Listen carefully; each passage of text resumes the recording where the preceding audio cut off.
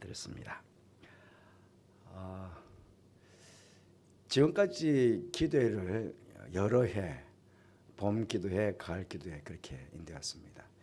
그런데 이번 기도회는 제 마음으로는 굉장히 오히려 빨리 지나갔다 하는 그런 느낌이 들었습니다. 금방 어제처럼 시작했는데 벌써 오늘이 되었다. 그래서 제 마음으로는 다음 주 한 주간 더 어떻나 그런 생각이 있습니다. 기도하면서 무엇보다 여러분에게 참 감사했습니다.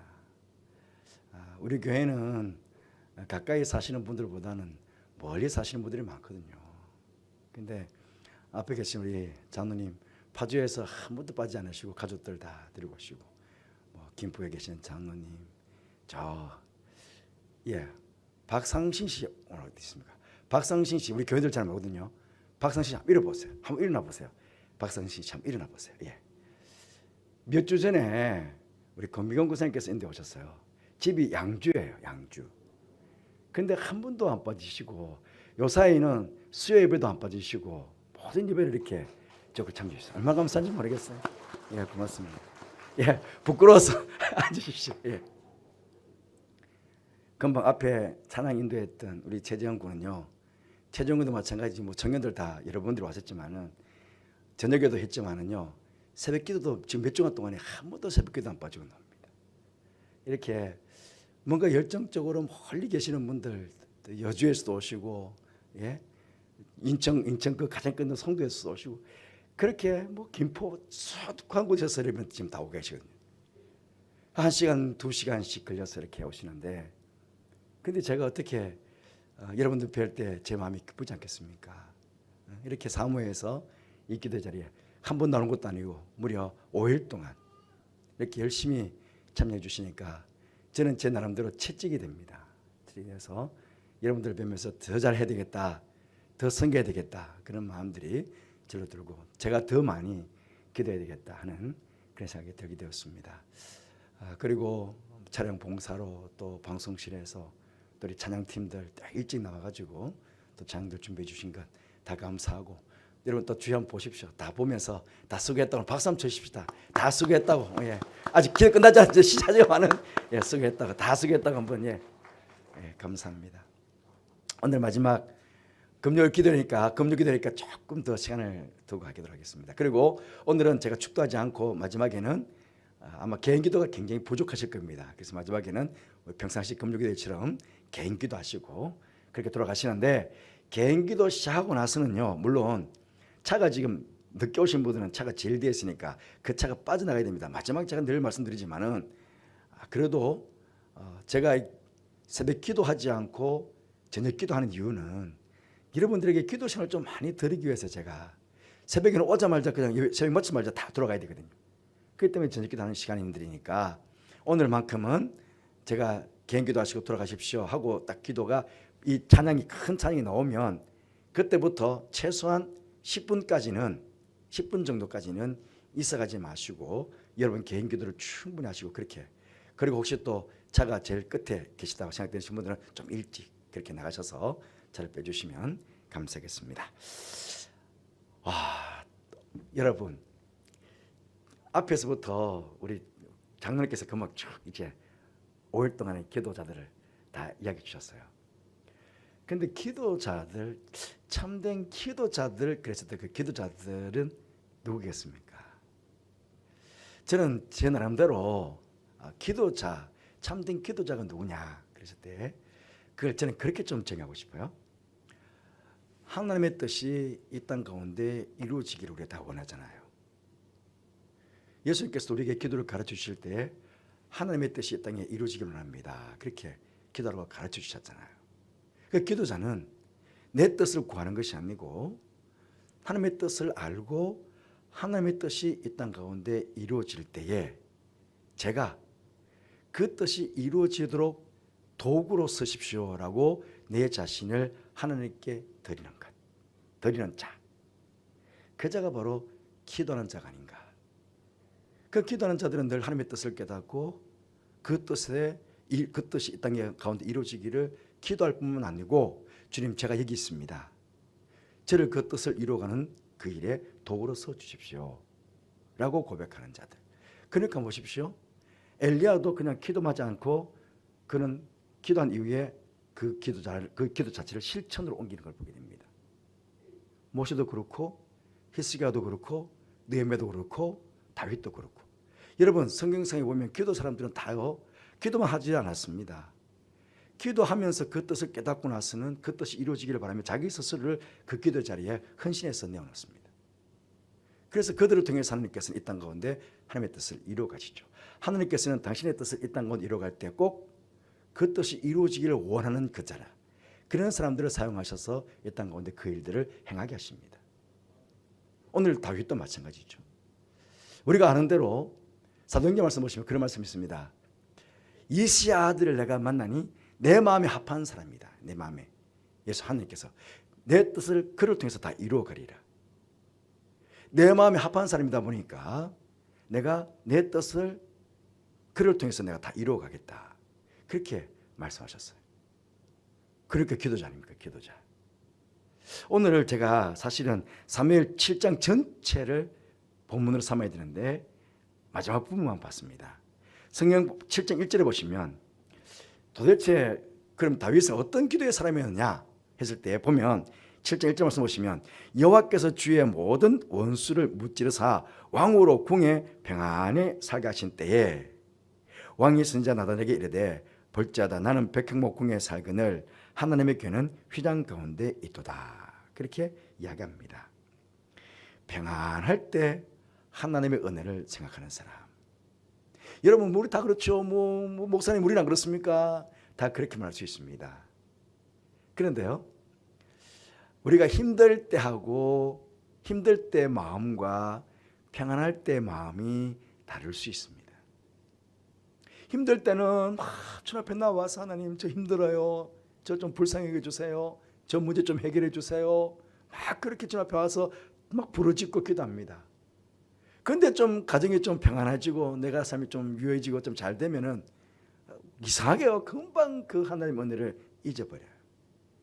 그게 우리 인간의 연약함입니다. 다윗 우리 시편 말씀 보면 다윗 참 파란만장한 인생을 살았어요. 그러니까 얼마나 고통 가운데 어릴 때부터 막 전쟁터에 나가서 또 사울 왕에게 죽임을 당하려고 그러고 압살롬 반역하고 숱한 고난이 있었잖아요. 그 숱한 고난 때는 끊임없이 주님 앞에 와서 부르짖어서 기도합니다. 그런데요 평안할 때도 마찬가지예요. 평안할 때도 평안한 대로 주님 앞에 나와가지고 나는 이렇게 백향목 궁에 사는데 지금 누굴 극자하고 있습니까? 하나님을 극자하고 있는 하나님. 하나님의 임재하심이 있는 저 성전에 없어서 어떡하냐. 평안할 때도 다윗의 마음의 중심은 어디를 향해 있습니까? 하나님을 향해 있는 거예요. 하나님을 향해서. 그 성전 짓고 싶은 거예요. 성전 짓고 싶은 거예요. 그 평안할 때도 하나님을 먼저 생각하는 이 마음. 그리고 내 마음 합한 자라는 거예요. 여러분 사실요 목사님 저도 그렇습니다. 여러분들 지금 힘든 분들도 계시고 좀 잘 되는 분도 계시는데요. 성도들이 참 기도하다가 또 은혜 많이 받아서 기뻐하시는 모습 보면 정말 좋습니다. 그런데 더 좋은 것은요. 그 은혜 받았어요. 저한테 와서 주님, 목사님 이렇게 큰 은혜 받는데 제가 좀 교회를 위해서 뭘 좀 하고 싶은데요. 하나님을 위해서 뭘 좀 하고 싶은데요. 제가 좀 전도하고 싶은데요. 그 은혜 받은 것으로 끝나지 않고 그 은혜 받은 것을 감사해서 뭔가를 하나님 앞에 자신을 표현해 드리고 싶은 그런 분들이 계시거든요. 그 다윗이 꼭 그렇잖아요. 그 하나님께서 얼마나 기뻤겠어요. 하나님께서. 그러니까 나단이 이렇게 합니다. 3절 말씀 보면 나단이 왕께 아뢰되 여호와께서 왕과 함께 계시니 마음에 있는 모든 것들을 행하소서. 마음에 품고 있는 것 하나님께 하고 싶은 것 그거 다 해도 됩니다. 괜찮습니다. 하십시오. 너무 기뻐서 그 말 한 건 아니겠습니까? 그런데 우리가 알지만 거절을 당합니다. 여기 사무엘 하는 구체적으로 분명하게 어떻게 거절했다가 나와 있지 않지만 역대상을 읽어보면 역대상의 다윗 내용이 굉장히 길거든요. 역대상의 17장쯤 가보시면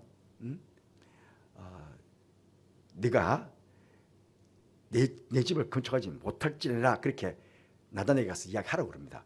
오늘 말씀은 7장 말씀 그런 말씀 없는데 하나님께서 나 똑같은 내용이 요 7장에 똑같은 내용이 역대상 17장에 나옵니다. 그런데 거기서는 하나님께서 나단 선지자에게 가서 너는 내 집을 건축하지 못한다고 이야기해라 딱 전합니다. 그런데 다윗이 나중에 솔로몬 왕에게 그 이야기를 합니다.